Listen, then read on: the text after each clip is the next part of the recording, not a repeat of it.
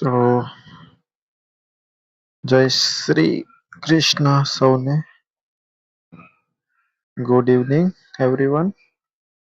તો આજે તારીખ છે 13 મે. તેરા કહેવાય તો મેં તેરા ગર્લફ્રેન્ડ કે વાઈફ ને કહેવો કે મેં તેરા.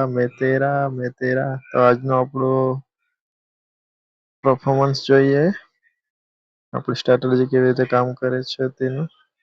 તો આજે મારાથી લેવલ ના અપાયા હતા, મેં કામમાં હતો જોબ પર, એટલા માટે. પણ આપણો લેવલ આજે આ રહ્યો હતો પૂરા દિવસ માટે.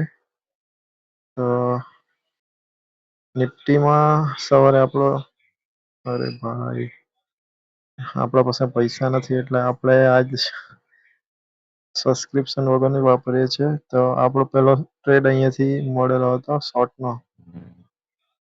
શોર્ટનો ટ્રેડ મળેલો હતો આપણા લેવલ પ્રમાણે. તો જોઈએ તો એક એસએલ ગણીએ આપણે, આ સેલ સાઈડ, અને પછી આ લોંગ નો ટ્રેડ મળ્યો હતો આ કેન્ડલ પર. તો લોંગ નો ટ્રેડમાં આપણને આટલો આરઓઆઈ મળેલો હતો નિફ્ટીમાં 200 પોઈન્ટ. જો આપણી સ્ટ્રેટેજીથી, મની પ્રિન્ટર સ્ટ્રેટેજી. ઓકે, આ એક એસએલ હતી આજની, અને આ એક પ્રોફિટમાં હતો ટ્રેડ 1 આરઓઆઈ. બેંક નિફ્ટીમાં પણ સેમ જ છે સિચ્યુએશન. અરે ભાઈ આ મને ખોલવામાં બહુ પ્રોબ્લેમ થાય.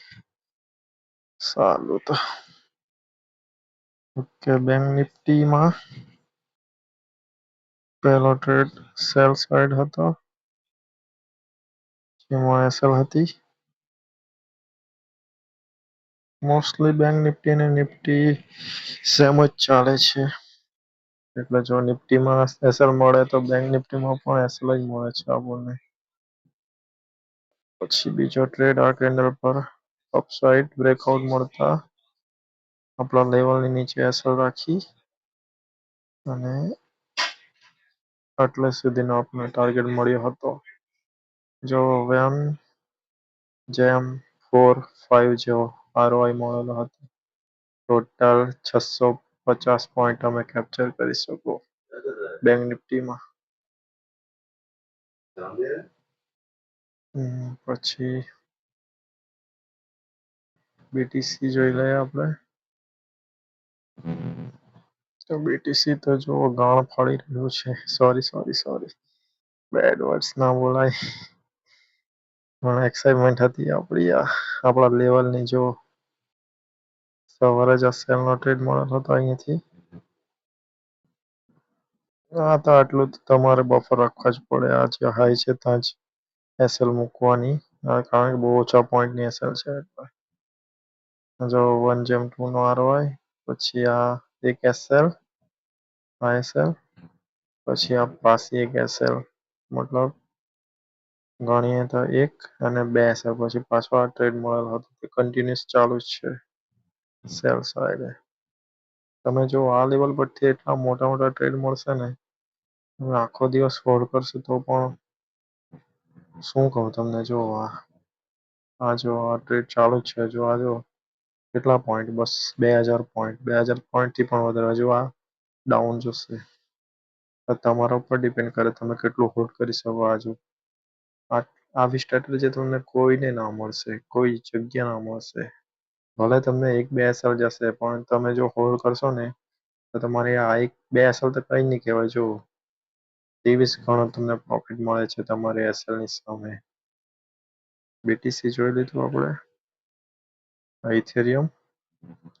ઇથેરિયમમાં આજે વધારે એસએલ હતી. આ સવારે 1, આ પણ એસએલ 2, આ પણ એસએલ ગણીએ 3, 4, આ 5, પછી આ આપણને લોંગ સાઈડ આ એક ટ્રેડ ગણીએ તો ચાલે. આપણે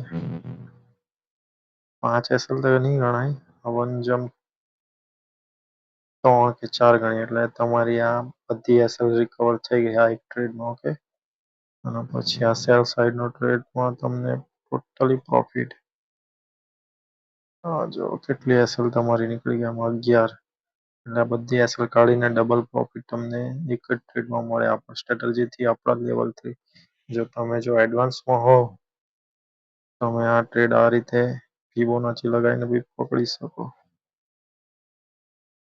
જો ડિસ્કાઉન્ટ જોવાનું એટલેથી આ રિજેક્શન કેન્ડલ ડોજી બની અહીંયાથી તમારો આ એસએલ રાખીને અહીંયાથી તમે આ પકડી શકો.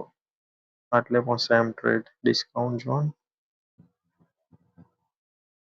જો 0.7 નો લેવલ અહીંયાથી આ માર્કેટ ચાલ્યું નીચે. તમને કેટલું આવડતું છે તેના પર ડિપેન્ડ કરે કેવી રીતે તમે બનાવી શકો ટ્રેડ. મતલબ આ લેવલ 3 જ તમને ટ્રેડ મળશે, બીજું કંઈ નહીં. ને મળશે તો એટલા મોટા મોટા મળશે ને તમે એને કેપ્ચર નહીં કરી શકો. જો અહીંયાથી સેલ સાઇડનો ટ્રેડ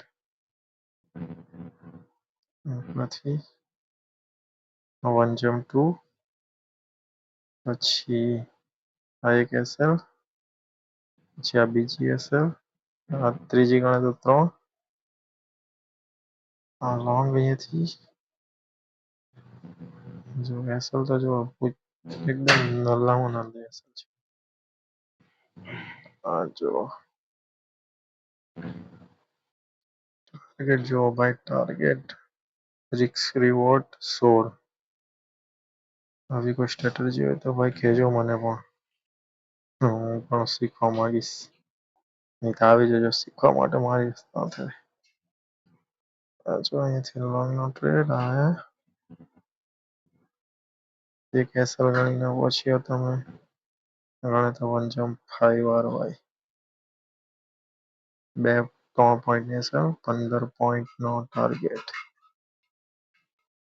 આ એક એસએલ પછી આ શોર્ટ સાઇડ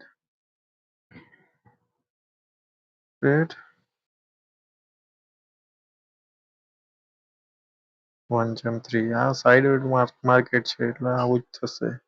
તો પણ તમને મતલબ ડબલ જ ટાર્ગેટ મળે છે એસએલ કરતા. તો તમે 1.1 કરીને બ્રેક ઇવન રાખી શકો. આ જો 1.3 આ શોર્ટ જો ટાર્ગેટ જુઓ તમે ટાર્ગેટ 1.5 3 કે 4 રૂપિયાની એસએલમાં 25 પોઈન્ટ મળે તમને 1.5 વાળો એટલે તમારી 3-4 એસએલ થાય તો કંઈ નહીં કહેવાય.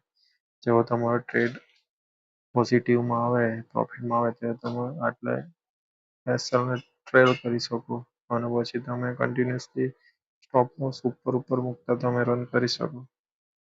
તો આજે આ હતા આપણા સ્ટ્રેટેજીના લેવલ પ્રમાણે ટ્રેડ.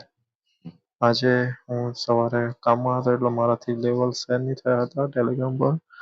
હું ટ્રાય કરીશ કાલથી ફરીથી લેવલ આપવાનો ટાઈમ પર, પણ હું જોબ કરું છું તો મેં બિઝી હોઉં તો મારાથી લેવલ ના પણ અપાય. એના માટે તમારે પછી આ શીખી લેવા પડશે. ફરી અહીંયાથી આ ટ્રેડ આપણો લાગવાનો છે. થોડુંક જોવો કેવી રીતે બને તેમ. થોડોક પોતાના પણ માઇન્ડનો યુઝ કરવાનો આગળ પાછળનું જોઈને. બધી બહુ સ્ટ્રેટેજી છે પણ હવે તમારા પર ડિપેન્ડ કરે. આ ટ્રેડ અપસાઇડનો બનતો છે અહીંયાથી તો.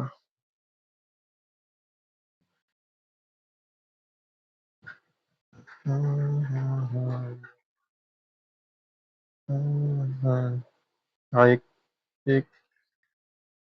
એક ટાર્ગેટ આવી ગયો છે આનો. હવે બીજો ટાર્ગેટ બોલે તો કાં ગયું યાર. અહીંયાથી આ બીજો ટાર્ગેટ એટલે મળશે આ જો આ ટાર્ગેટ મળશે. આ જો આને બ્રેક કરે ને તો આ ટાર્ગેટ હશે બીજો આપણો. તો આના ઉપર નીકળે જોજો અહીંયાથી બાય કરી શકો તમે. ઓકે, પોતાના રિસ્ક પર લેવું હોય તો લેજો.